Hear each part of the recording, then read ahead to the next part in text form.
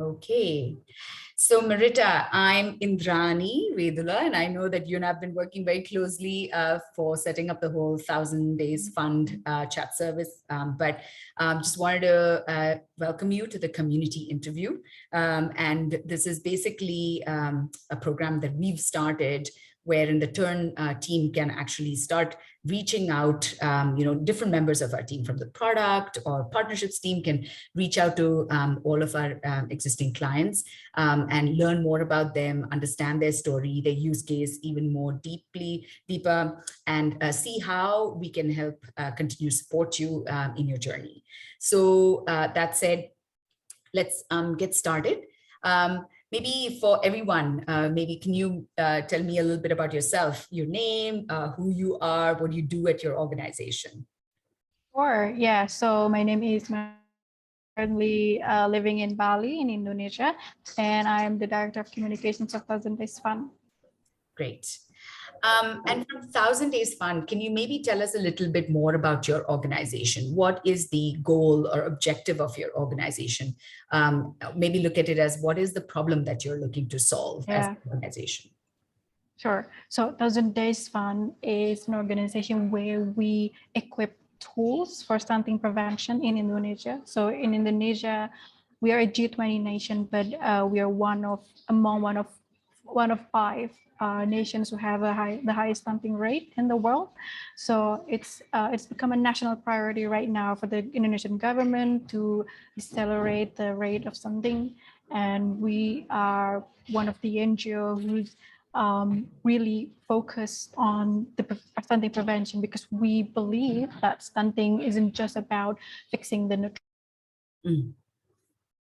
Sorry, I'm losing you here, Marita. Your voice just cut off. Okay. Yeah, so you were saying about stunting, that you believe that as an organization about stunting.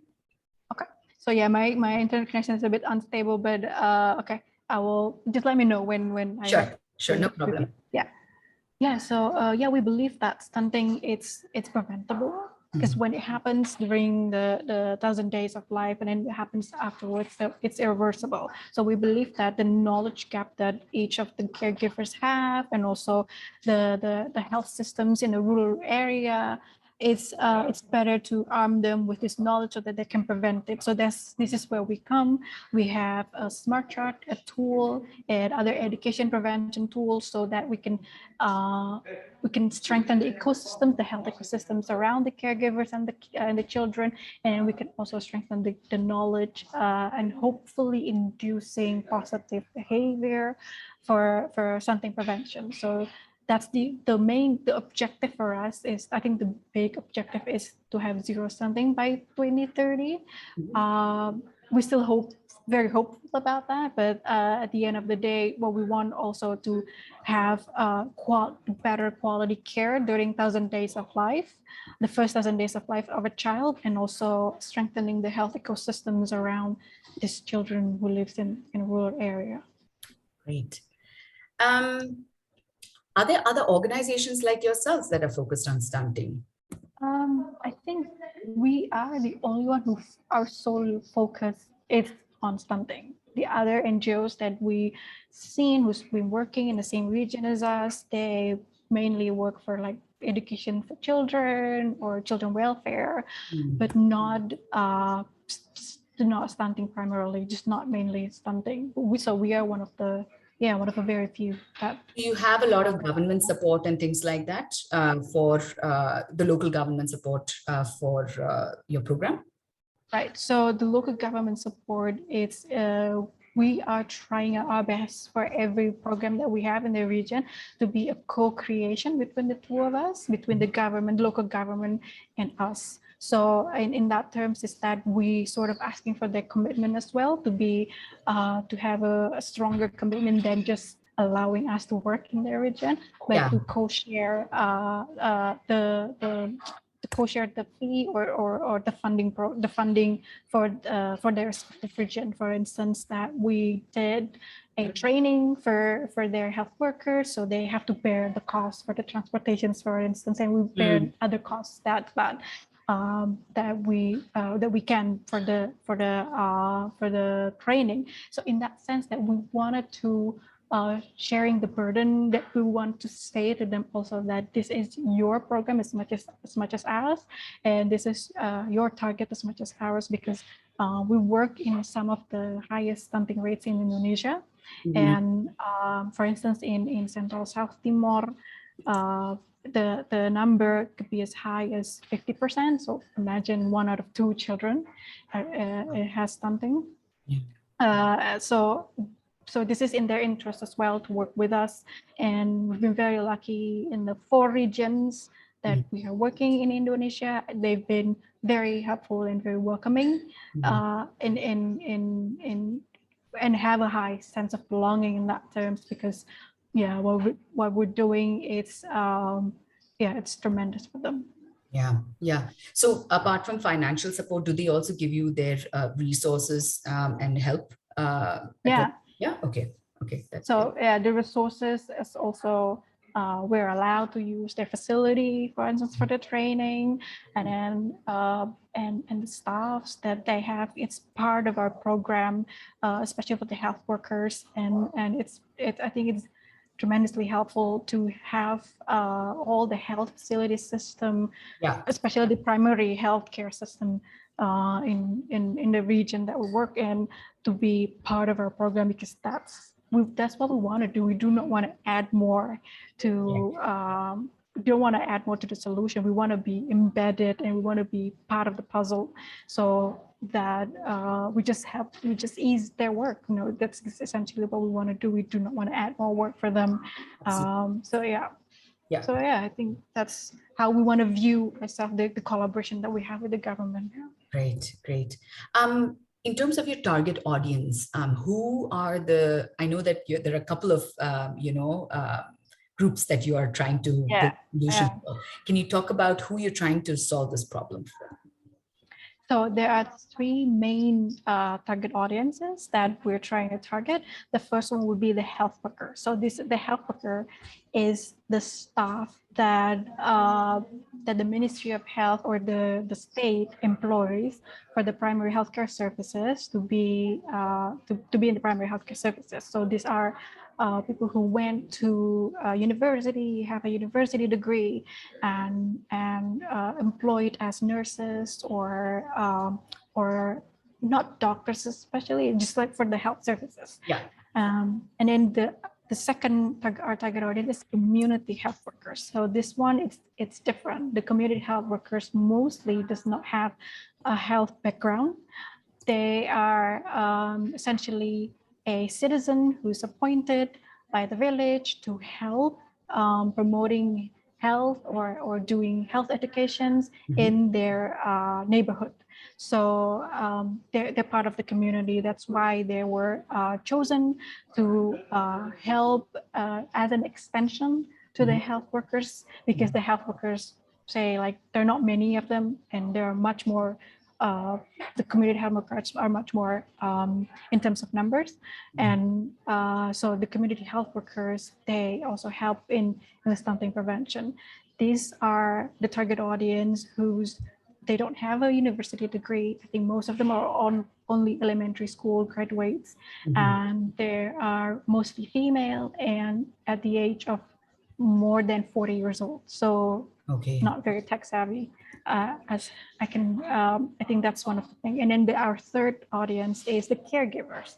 So that's why we don't call them only parents, but the caregivers, because in the rural area, the grandmothers, the grandparents, and also maybe their neighbors are also part of the caregiving system in the rural area in Indonesia. So it's not essentially just their parents, but also other members of the family or the members of the neighborhood, also part of a child's care. So those are the three target audiences that we are trying to target with our program. That's great. So from a health worker perspective, I can see that they're a lot more qualified from a tech perspective. What about the other 2 groups? What are some of the potential challenges that you're facing? You did mention not very tech savvy. How are you going around that? And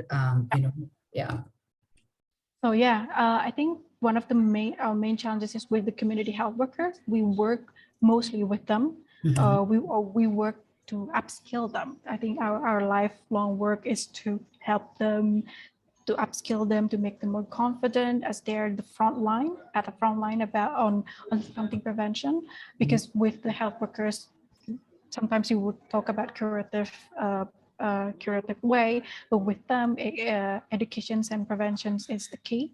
So and as I said, they're not very tech savvy. So I think it's a challenge for us in terms of that using very complicated applications or mobile app or a very complicated system would not be very beneficial to extend our knowledge to them. Yeah. So we're using a familiar system or familiar mobile app that is already probably in their phone. And we are talking about that the fact that their phone is probably feature phones, it's not even smartphones. Mhm.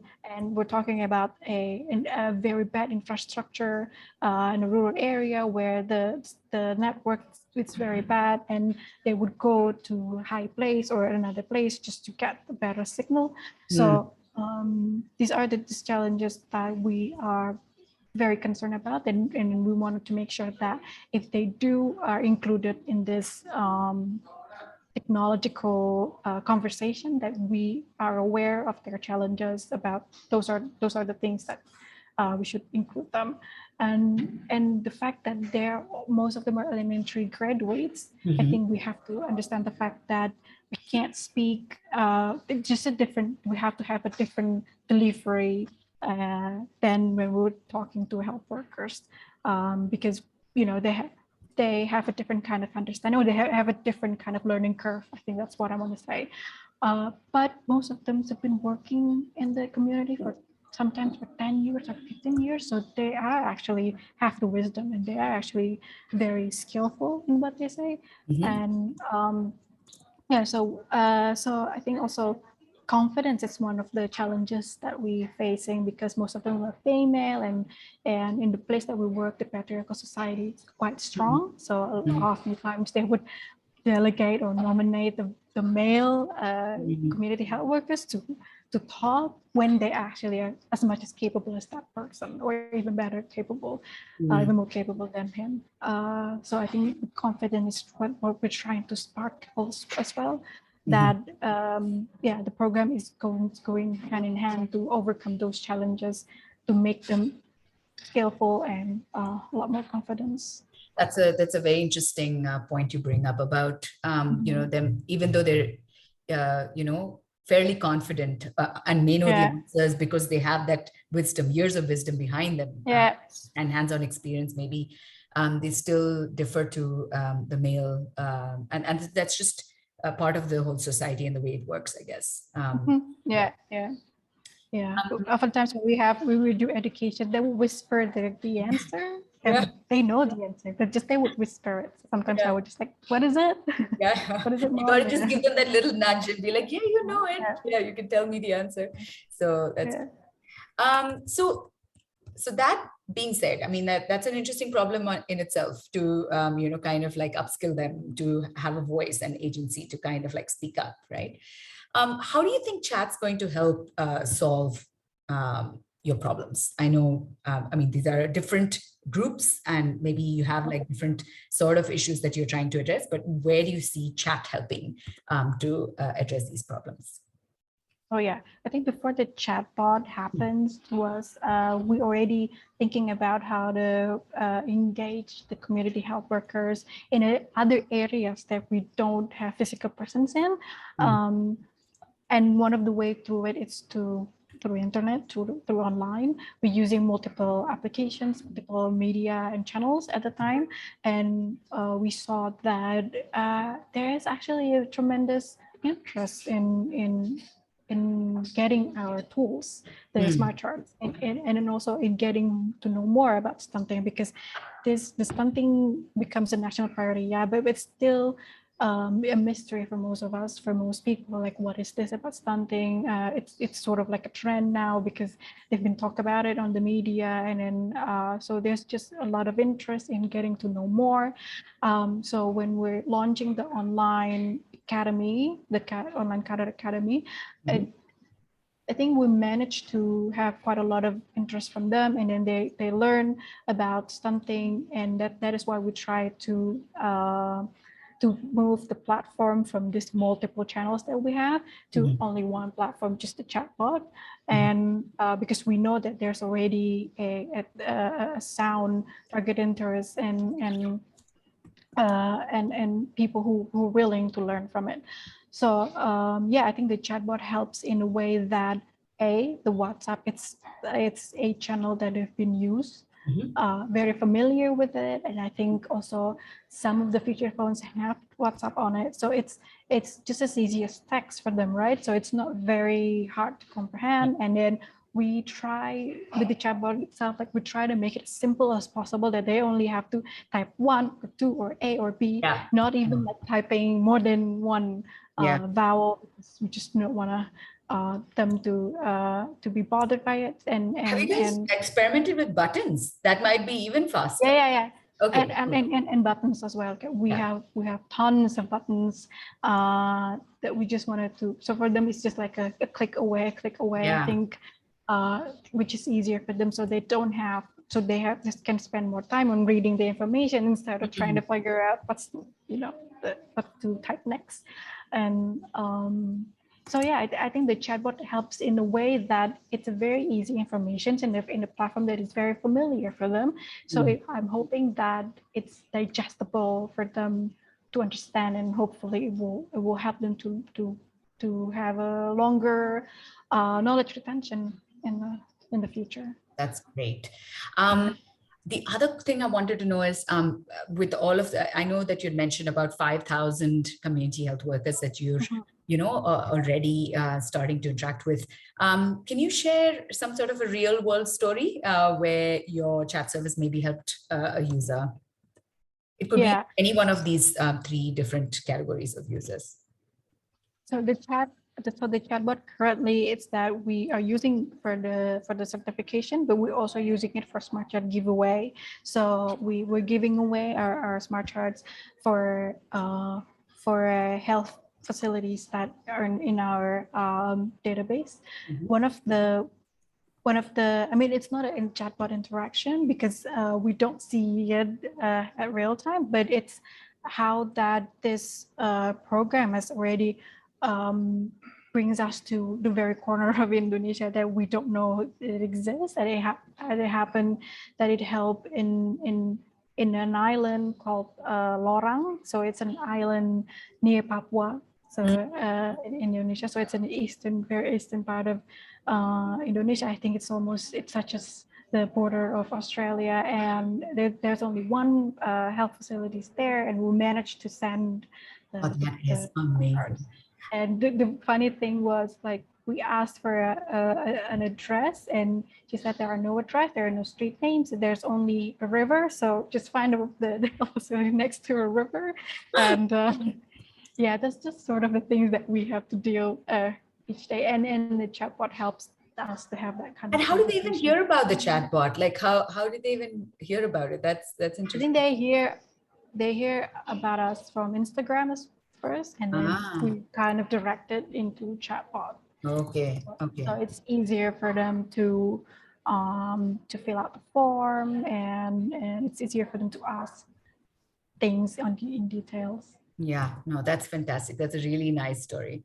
And so currently you're saying that you've already sent them the chart, right? Are those guys still interacting with you guys and giving you feedback on how things are going and whatnot? Like, how does that work once they've received the chart? How do once they start training and seeing more possibly patients coming to the health centers, what sort of Yeah. feedback do you get back from them on the content that you're sharing? Yeah, so well, in terms of the smart charts, they have to send us, like, if they have already installed the smart chart. So I think the photos, we need to get the photos. Otherwise, we would believe you if you have already Yeah. put up the smart charts. That's one of the interactions that we do, but we also get a lot of feedbacks from our chatbot and how it helped for them. But we do still appreciate all the constructive criticism. I think that's how we call it. Like Yeah. that. Oh, it's not. Oh, it has to. It's rather. It's better if it's phrasing this way, or it's better that if you're doing it that way. Or one of a lot of the feedback is to make it into a local languages. And there are hundreds of local languages in Indonesia, but I said to them, maybe one day the WhatsApp team will accommodate it for us. But yeah, I think the feedback, there are some of them who really feel that it's very helpful for them to just understand, even though it's very brief, even though it's not detailed, but it helps them to understand what stunting is, and it helps them to interact. I think what we're trying to push also that it's not just that you understand stunting, but there's action from to it. If you're community health workers, you can get certified. If you're health workers or health institutions, you can get smart chart.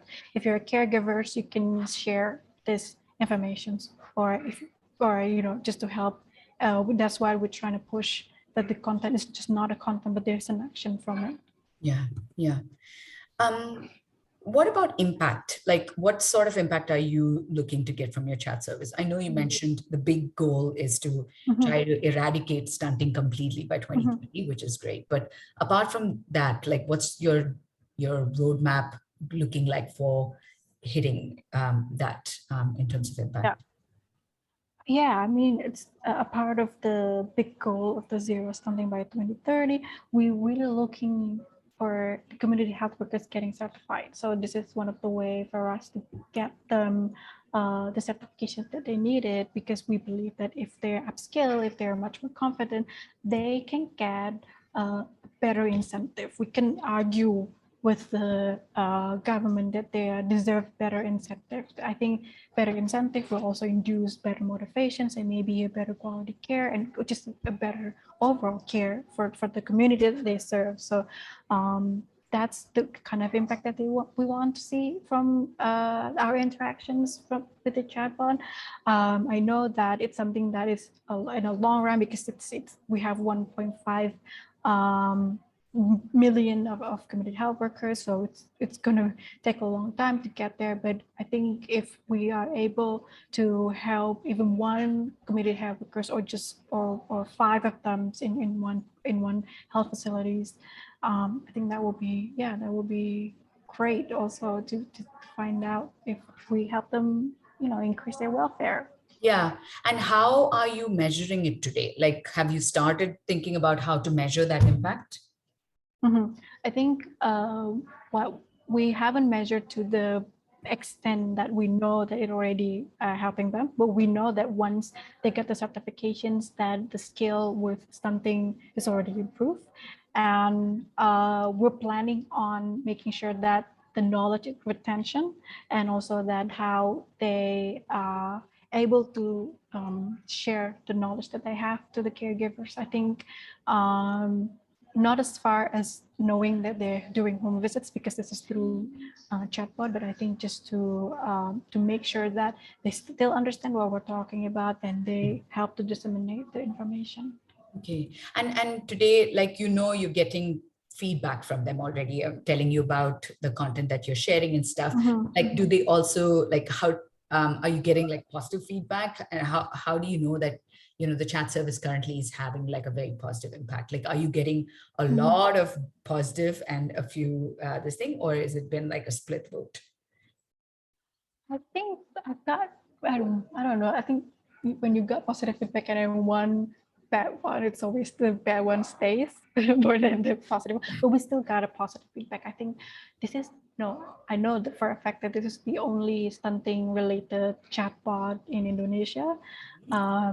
I know that the Ministry of Health is working on one, but the different one. Their focus is not on information, but for data collection. So I think this, for them who works in the stunting sphere, this is a great change, just to be able to rope this into a technological conversation. So they're very happy for it. They're happy that this is something that they can access wherever they are, and that we make it as engaging as possible with tons of pictures and videos, and we try. And then the feedback is more on like, yes, it has to be part of the current conversation, because yeah, I mean, we're talking about technology, it becomes very current, and I think in that sense they just like that they can access it wherever they are. I must say there are tons of good feedbacks as well. I think the feedback also focusing on how we structure the conversation, and how they have multiple menus, and how that the menus help them to answer each of their concern and questions about stunting. But then again, there's always this is evolving. The content is always evolving. I think the study is also evolved, and yeah, I think when we have more knowledge about stunting, we'll definitely include that in the chatbot.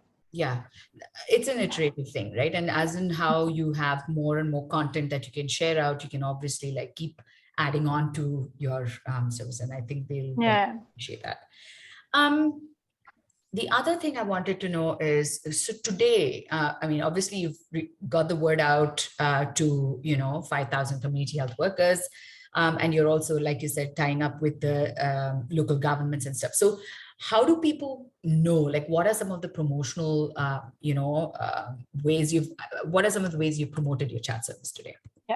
Yeah. So I think we found that the most effective way to share our chat is through the WAMI link. So we have chat, so we share it through the existing WhatsApp group, and then it snowballed from there. So we share it to one person who's he or she doesn't necessarily have to be an influential person, but that person will share it again to another health workers and community health workers. I think. Sorry, Marita, I lost you there again. Still can't hear you. Okay, I think you're back. Is it better now? Yeah. So you're saying that you basically shared it out to an existing WhatsApp group, and then one person to another, and that's how. So it's basically very organically then. Yeah, it's very organic. Okay. I think we try to share it on our Instagram. I think that's also helpful, of course, having multiple channels. But the WAMI link through WhatsApp group is the most effective for us. And then not even the QR code. I think the QR code I would use it on presentation. But yeah, for better engagement, or for better you guys printed the QR code on your chart yet? Not yet, because we thought that no, because not a lot of them have smartphones. I think, like you said, so they might not have access to them. Yeah, but with the WhatsApp group that they already have, it turns out that we have a lot more users in that way than using than even like paying ads or something. Oh, that's interesting. So you've not done a single paid ad yet? Nope. Oh, that's cool. I'm just looking at your numbers, and you've engaged with 14,452. I mean, that many messages so far, and a total of 377 total users. 7. Yeah.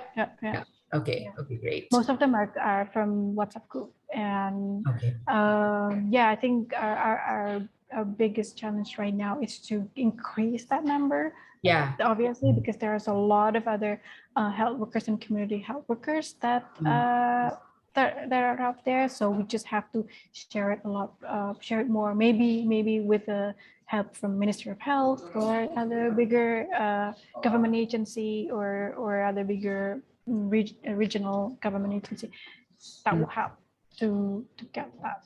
But so far, the best thing is that it is on our target. So most of them are community health workers and health workers. Yeah. And have you guys thought of partnering with maybe, because Indonesia obviously has a lot of other international NGOs presence and things like that, maybe some of the other organizations who might have a larger database to kind of scale up? No, we haven't really thought of that because we want the chatbot is not in a of interest with the other NGO, because I thought that some of them already also developing their own mobile app or their own chatbot. I mean, if there's an opportunity arises and there's the organization that have the same voice as us, I think, yeah, we'll never say no. Makes sense. So let's take another step and look at what's been your experience in terms of like building. I mean, you obviously had to learn turn, from Yeah. the training and understanding and creating the content and all of that. Yes. Obviously, you had a vision. You guys knew what you wanted to build. You knew your content really well. That's great. When we first started chatting, but then what were some of like your major learnings from building and running the service? Yeah, so in Thousand Days Fund, there's two person who's building it. It's me and Elizabeth. Yeah. So Elizabeth has been in the organization for more than a year, and I just joined the Thousand Days Fund when I was, and immediately I help in building the chatbot. So I don't have a lot of the knowledge about the program because the program already ran on a different channel. So I'm inviting Elizabeth to help me with the knowledge that she has with the program, and so that she structured the program in a way that um, they've been doing before. So I'm helping her trying to translate that into a chatbot services and how that, oh, so this is most of the users would write on with one or two or just like simple thing, and this is how you're supposed to shorten the text or something like that. So this is a knowledge exchange that I have with her.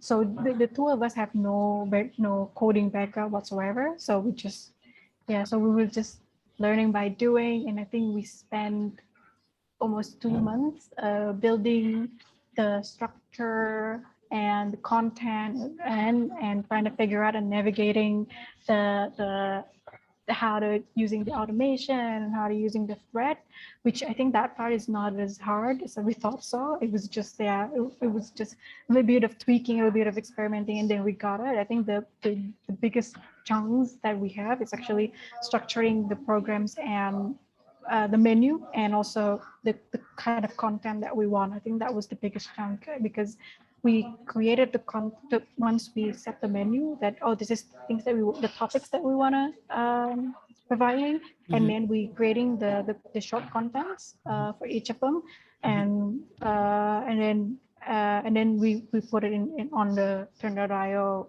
system. Yeah, I think the biggest challenge was creating the content for each of the topics so that it goes from one to another. That was, yeah, that was the biggest challenge. But Yeah. yeah, I think, yeah.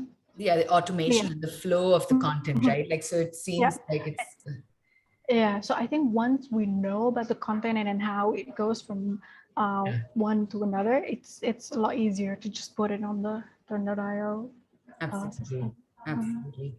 And whilst launching your service, did you have any challenges that you faced? Launching, when we're doing launching, we're doing it a soft launch because Yeah. we do a two testing before we roll out. The first testing is internal testing, so it's tests that we do within our internal staff. So we heard from them the feedback. I think the biggest chunks are coming from them. So yeah, so the flow, it's supposed to be like this. Oh, there is a typo in here or what or whatnot. We collect all of the feedbacks.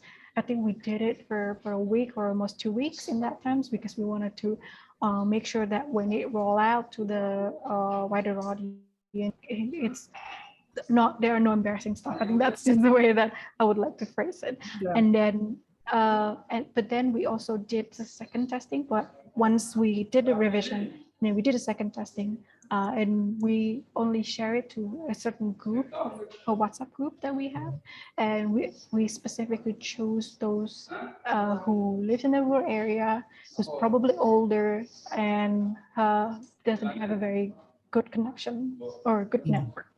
Okay. We just want, yeah, because we wanted to see that if our conversation in the way that we built it already comprehensive enough, and does it work in a place that we normally work on. I think, yeah, I think because it's WhatsApp, I think they can access it whenever they want to. Yeah. Maybe one time it's not, if the chat doesn't get through, but then you can still continue it another day.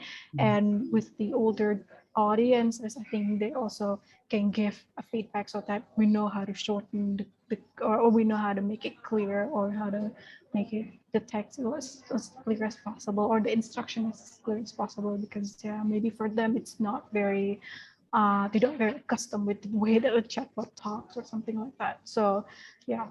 So the audience you picked for the second round of tests were like your tougher crowd. Yeah, Uh, the Tower crowd. yeah. Yeah, and then we did a lot, and then afterwards we did the rollout, and there are no grand launching. I think we just we it's not that we don't want to. It's more like they don't. When we're trying to do a grand launching, there's always a pushback in terms of like the dates and all of that. So we already launched the chatbot anyway, and then it snowballed into now the current users that we have without ever really doing like a media launch or something like that.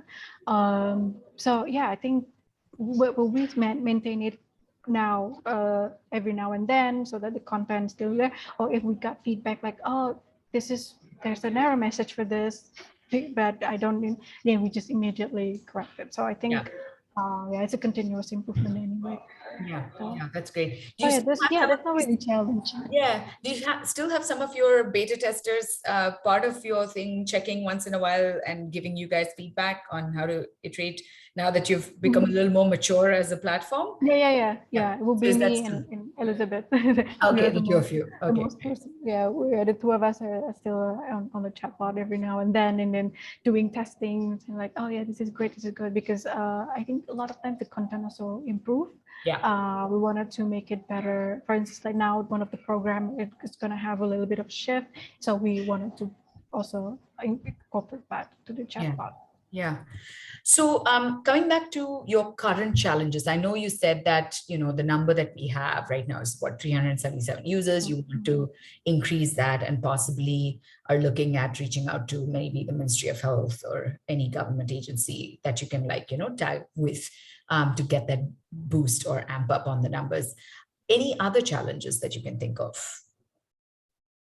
I think another challenges is also um, yeah, I have to say maintenance of the chatbot itself, because there's only the two of us. Yes, Yeah. we are very committed in improving the chatbot, but at the same time, we also have other things that we're doing with other projects, because the organization is very lean, and so I think our commitment to chatbot is something that we have to yeah, we have to be very committed to it. Also, right now I think with the current users that we have, still manageable, but once it gets more than that, I don't know, 5,000 or 10,000, it gets a lot more hands-on. I think that's something that we have to think about when we get there, and when it becomes very consuming, in terms of like, oh, maybe we have to add more people and or all of that.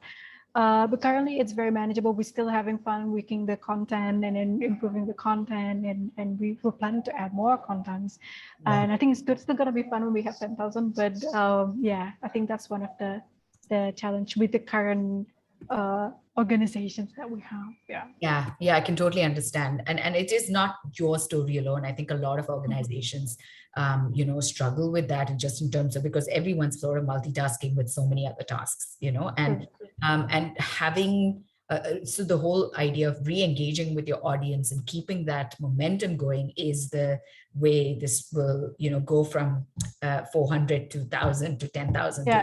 beyond. Yeah. So I think that is something to kind of like think about. And obviously you have, like you said, you are having fun, which is great along the way. But then as you get to that bigger thing, I think a commitment from the organization to say, Yeah. yes, we need a dedicated person looking into this would be essential.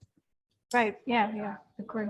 Cool. And then just wondering, have you guys thought of integrating Turn with any external tool? I mean, are you doing that right now? Like, or are you just running a pure turn-based model? I mean, Yes, system. currently it's a pure turn-based model. I think if we want to integrate it to another platform, aside from marketing tool, is that I don't think we have the skill per se, because I think some of, even with the SQL or sorry, not SQL, BigQuery, I think yeah, I'm still struggling in connecting that because we don't have coding skills, and none of us in our organization have coding skills. Mm. We can ask for the expert, but yeah, but we haven't had the time to implement that.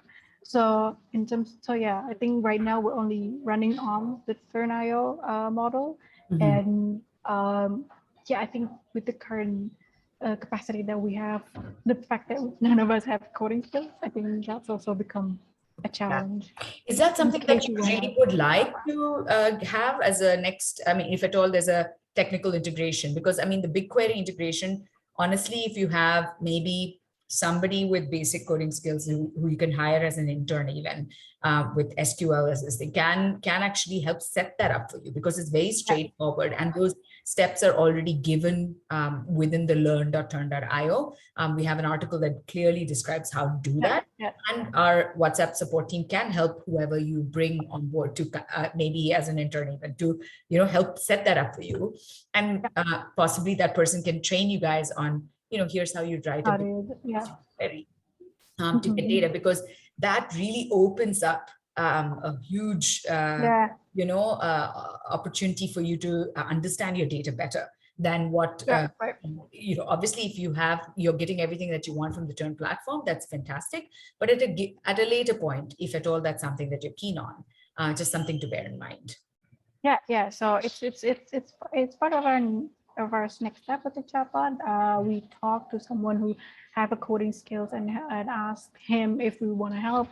It's just a matter of like finding the right timing for him Yeah. also be able to helping us. I think once we get that, yeah, as you said, like it's just we do want to know more about the users that we are interacting with. So yeah. Great.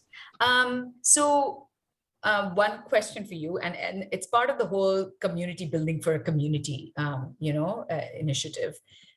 We have playbooks, right? I don't know if you've had a chance to play around with Yeah, it. I do. Yeah, yeah, yeah. Yeah. I think I So steal a lot of ideas from it.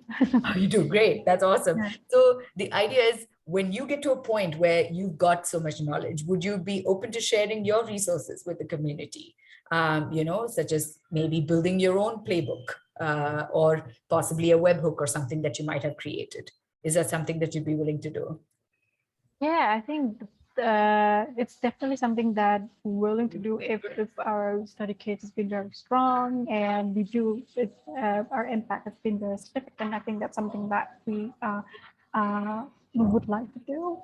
With the webhooks, I think we haven't used the webhooks very much. I Yeah. don't know if I can contribute on that, but yeah, but we still so many ideas from the playbook itself. It's not You know, stealing, it's put out there for you to use. So I think it's yeah, yeah. you help each other It's out there. very Yeah. helpful. Yeah, Yeah. it's very helpful. So I think if our study case it deems helpful as well, we definitely like to be open to that. Yeah. Yeah, that's great. And so, if you have three things that you'd want to suggest to others when building a chat service, now this is a good question. What Mm. would those be? Oh, three advisors, is that? Sorry? Is it like a three advisors? Yeah, any three advisors. So let's say an organization's wanting to set up their chat service today, and they come to you and they say, "What are three things that you'd want to, you think you'd advise me with?" I think I said like I think the planning, like to do the chunks of the planning. I know that it's easy just to put the content on the Norio, but I think once you know kind of topics that you wanted to do forth or kind of programs that you wanted to focusing on the chatbot itself, I think it's better to plan ahead about the topics that you wanted to do because it's just when if you're a nonprofit sometimes it's easy to get caught into like oh the technology will help us yada yada yada, yada. But then you if you're focusing on your target audience or the topic that you wanted to for them the topic that it's easier for them to understand through chatbot, I think that would be helpful Okay. and focus on that and also to do the tests. I Mhm. think it's very helpful to do the test internally or even externally, or having a group of people that can tell you honestly how your chat has been running, if there's anything that's uncomfortable, or what's the journey like, and how it's already good, which part is already good. I think it's very beneficial to do the tests. Mhm. And I think the last one is, I think I said something about marketing, because that's something that we learn. That, I mean, yeah, we use Instagram, we use QR code, we use all the fancy stuff. Then the most effective one is using the link, which because for them it's easier to click on, and they can access it with WhatsApp. So I think just know, I think experiments on how the discoverability of the chatbot, so that and I think the most effective one is necessarily the most fancy one. I think that's what I want to say. Yeah. So you're the most effective one need not be the most expensive one, right? Yeah. Yeah. You don't, like you said, in your case, especially, you don't have to use paid ads at all. Yeah. Yeah. We haven't. Yeah. And then I think we've almost come to the end of our session, but I just want to understand if there was one thing you'd want to change or add to Turn that would make building and or maybe even running the service a little easier. What would that be? I mean, you've experimented enough, learned a lot on it. So what maybe is one thing that you might want to add or change in the Turn platform? Okay, this is a good question. I think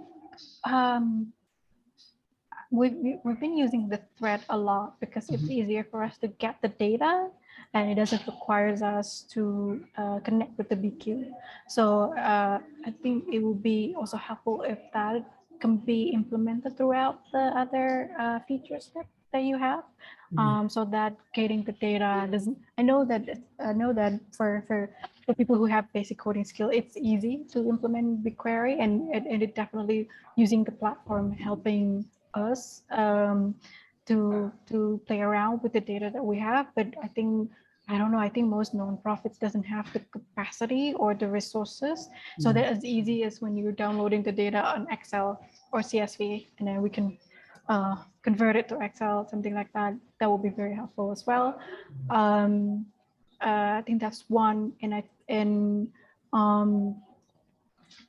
Yeah, I think also we found some error or bugs that I think, yeah, you and Manish have already helped a lot, but other times maybe what we found, not necessarily what you guys found, but yeah, we will make do. I mean, it's not a bad one. It's not a big one. It's just sometimes like the HTML, or like the something like that pops up in our platform, but it doesn't on yours. I don't know. Maybe there's something in there that could be improved.